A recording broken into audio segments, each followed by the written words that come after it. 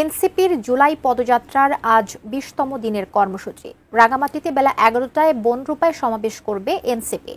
এর মধ্যে সব ধরনের প্রস্তুতি নিয়েছে এনসিপির জেলা কমিটি। বিস্তারিত জানাতে রাঙামাটির বনরূপায় সমাবেশ স্থল থেকে আমাদের সঙ্গে যুক্ত হচ্ছেন প্রতিনিধি ইমতিয়াজ কামাল ইমন। ইমন, ঠিক এই মুহূর্তের কি অবস্থা দেখছেন?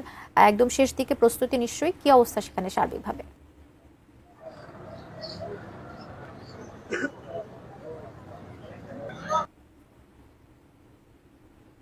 শুরু হবে রাঙামাটি শিল্পকলা একাডেমির সামনে। সেখানে এসেও পৌঁছেছেন ইতিমধ্যে তাদেরকে এখানকার যে স্থানীয় নেতৃবৃন্দ রয়েছে, তাদের স্থানীয় নেতৃবৃন্দরা, যে কেন্দ্রীয় নেতৃবৃন্দ রয়েছে তাদেরকে বরণ করে নিচ্ছেন।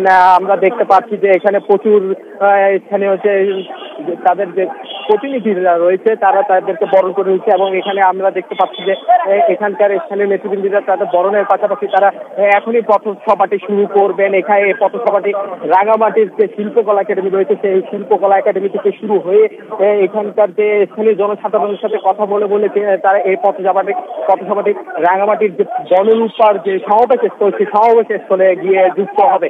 আমরা দেখতে পাচ্ছি কেন্দ্রীয় নেতাদের মধ্যে এনসিপির যে মুখ্য আহ্বায়ক রয়েছে, এনসিপি আহ্বায়ক নাহিদ ইসলাম, সাজিদ আলম, সামান্তা শারমিন সহ যে সকল কেন্দ্রীয় নেতৃবৃন্দরা রয়েছে এই বহরে, তারা ইতিমধ্যে কিন্তু এখন এখানকার যে পথসভাটি শুরু করেছেন। এখন আমরা দেখতে পাচ্ছি কিন্তু পথসভাটি ধীরে ধীরে রাঙামাটি শহরের যে সমাবেশ স্থল রয়েছে সেই সমাবেশ স্থলের দিকে এগিয়ে যাচ্ছে।